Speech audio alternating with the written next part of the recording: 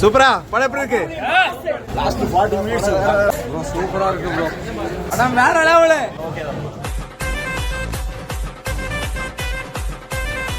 മരുതമലൈ മാമനിയേ മുരുകയ്യ.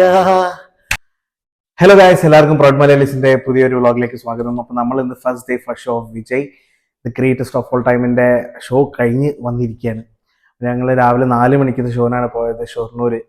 അപ്പം അതൊരു എക്സ്പീരിയൻസ് ആയിരുന്നു. എന്നെ സംബന്ധിച്ചിടത്തോളം എൻ്റെ ഫസ്റ്റ് ഡേ വിജയിന്റെ ഒരു ഫസ്റ്റ് ഡേ ഫസ്റ്റ് ഷോ വിത്ത് ഫാൻസ് കാണുന്ന ആദ്യത്തെ എക്സ്പീരിയൻസ് ആണ്.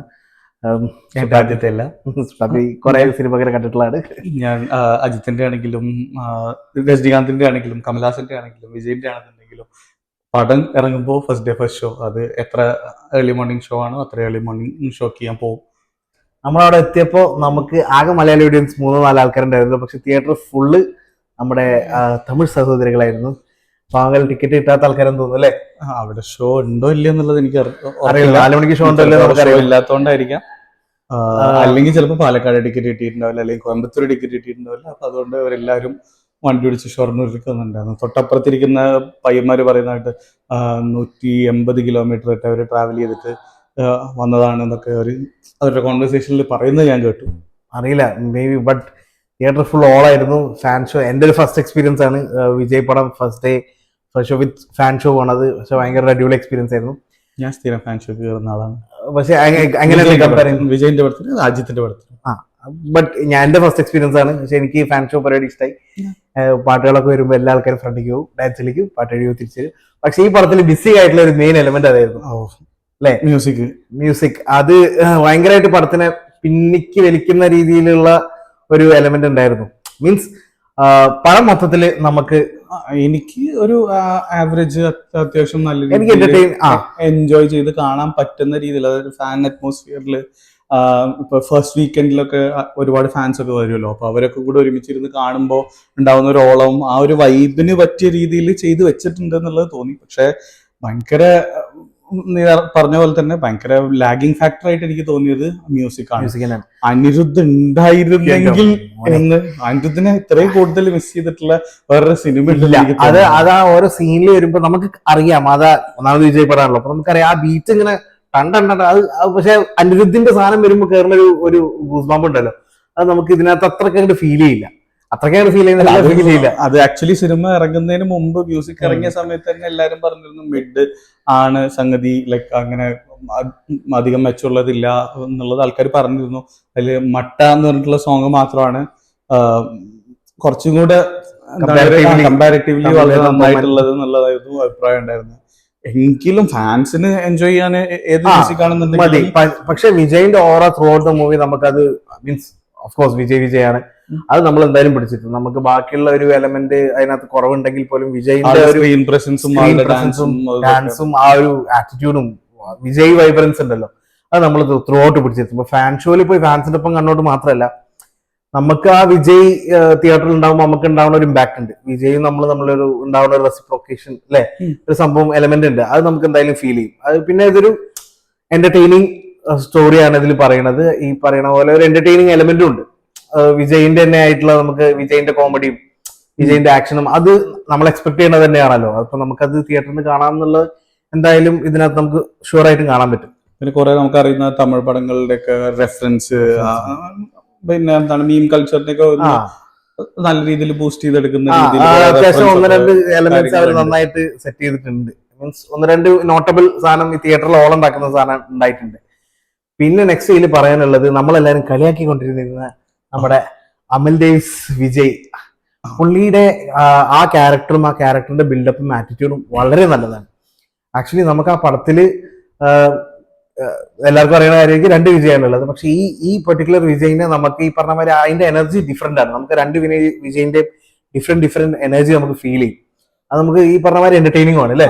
പിന്നെ VFX ആണ് മോശമായിരിക്കും എന്നുള്ള രീതിയിൽ രണ്ടാമത്തെ വിജയ്ക്ക് അമൽ ഡേവിസിന്റെ നല്ല ചായ ഉണ്ട് എന്നുള്ള രീതിയിലായിരുന്നു ഫുൾ ട്രോളുകളും ഒക്കെ ഉണ്ടായിരുന്നത്. പക്ഷെ എങ്കിലും അതിന്റെ VFX ട്രെയിലറിൽ കണ്ടപ്പോ നമുക്ക് എത്ര മോശമായിട്ട് തോന്നിയോ അത്രയൊന്നും എനിക്ക് ബിഗ് സ്ക്രീനിൽ തോന്നിയില്ല. ശ്രദ്ധിക്കില്ല എന്നുള്ളതും അല്ല, അത്യാവശ്യം നന്നായിട്ടുണ്ട് അത് പോയിട്ടുണ്ട്.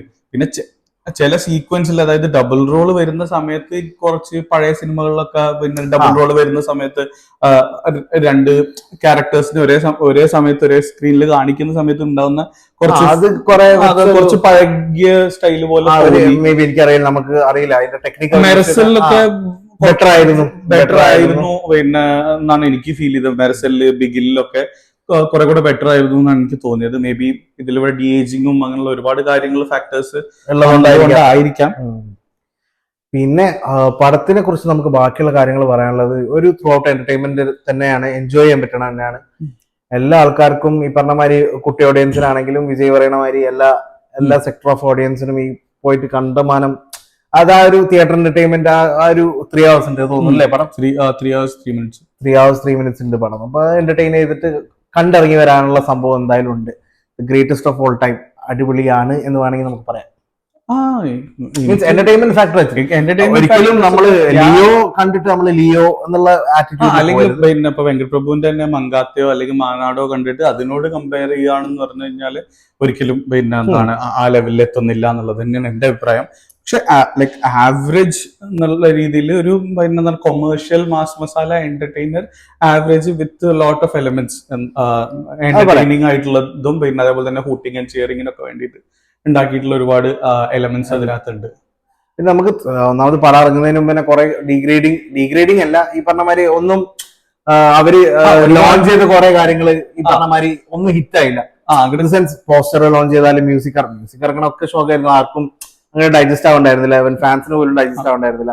ഇവൻ തിയേറ്ററിൽ തന്നെ ചില സിറ്റുവേഷൻസിൽ നമുക്ക് ഫാൻസ് അങ്ങോട്ട് അവർക്ക് അറിഞ്ഞ് കളിക്കണം എന്നുണ്ട്. പക്ഷെ ഈ പറഞ്ഞ മാതിരി എന്തിന്റെ ഒരു കുറവ് കാരണം, ഈ പറഞ്ഞ മാതിരി മ്യൂസിക്കിൽ എന്തിന്റെ ഒരു കുറവ് കാരണം അവർക്കും ഈ പറഞ്ഞ മാതിരി അത് അങ്ങനെ കണ്ട് നമുക്ക് ഫീൽ ചെയ്യും. കാരണം എല്ലാവരും എണീക്കും, പക്ഷെ എണീച്ചിട്ട് ആ എന്തോ ഒരു കൾട്ടിവേറ്റ് ആയി വരാത്തോണ്ടല്ല തിരിച്ചിരിക്കുന്ന ഒരു, അതായത് അപ്പ് ആൻഡ് ഡൗൺ എന്നുള്ള രീതിയിലാണ് മൊത്തത്തിൽ സിനിമ പോകുന്നത്.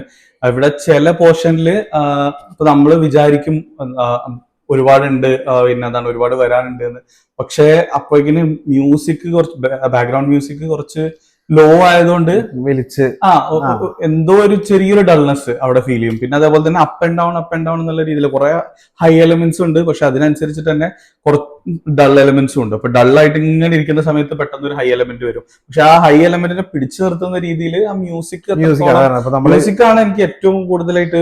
ഇപ്പം ഒരു മാസ് മസാല മൂവിക്ക് ഞാൻ ഇൻ ഡെപ്ത് പോയിട്ട് ഓരോ ക്യാരക്ടർ അനാലിസിസും അങ്ങനെയുള്ള കാര്യങ്ങളും ഇതിലേക്കൊന്നും ഞാൻ പോകണില്ല. എനിക്ക് പിന്നെ എന്താണ് ഒരു ഫാൻ ഷോക്ക് പോകുമ്പോൾ വേണ്ട എന്റർടൈൻമെന്റിൽ ഒരു മെയിൻ ഫാക്ടർ ആയിരുന്നു മ്യൂസിക് എന്ന് പറയുന്നത്. അതിന്റെ കാരണം കൊണ്ടാണ് എന്റർടൈൻമെന്റ് വാല്യൂ കുറച്ച് കുറഞ്ഞതെന്ന് എനിക്ക് തോന്നുന്നുണ്ട്.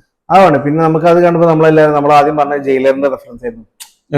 മ്യൂസിക് എത്രത്തോളം ആ പടത്തിനെ നമുക്ക് ഈ പറഞ്ഞ മാതിരി എത്രത്തോളം പുഷ് ചെയ്തു എന്നുള്ളത്. ജയിലർ ശരിക്കും മ്യൂസിക് ഉണ്ടായിരുന്നില്ല എന്നുണ്ടെങ്കിൽ പിന്നെയും പിന്നെ കുറച്ചുകൂടി ഒരു മിഡ് ഒരു ആവറേജ് ലെവലിൽ ആവേണ്ട പടമായിരുന്നു. വേറെ ആരെങ്കിലും ആണ് മ്യൂസിക് ചെയ്തിട്ടുണ്ടെന്നുണ്ടെങ്കിൽ. അപ്പൊ എനിക്ക് തോന്നിയൊരു കാര്യം അതാണ് മെയിൻ ആയിട്ട്. അങ്ങനെ അനിരുദ്ധിനെ നന്നായി മിസ് ചെയ്തു സിനിമയില്. നമുക്ക് എന്താ പറയാ, വിജയ് പടത്തിൽ അനിരുദ്ധ് മതി എന്നുള്ളൊരു അഭിപ്രായത്തിലേക്ക് എത്തിയിരിക്കുന്നത്. അപ്പം എന്താന്നാലും നിങ്ങൾ എല്ലാരും പോയി കാണാം. ആരും തിയേറ്ററിൽ നിന്ന് മിസ് ചെയ്യരുത്. ഫസ്റ്റ് വീക്കെൻഡിൽ തന്നെ കാണാൻ ശ്രമിക്കുക. അപ്പോഴാവും ഫാൻസ് ഉണ്ടാവുക. അപ്പൊ അവരുടെ കൂടെ ഇരുന്ന് കാണുന്ന സമയത്ത് അത്യാവശ്യം നല്ല എന്റർടൈനിങ് ആയിട്ടുള്ള എക്സ്പീരിയൻസ് ആയിരിക്കും എന്നാണ് തോന്നുന്നത്.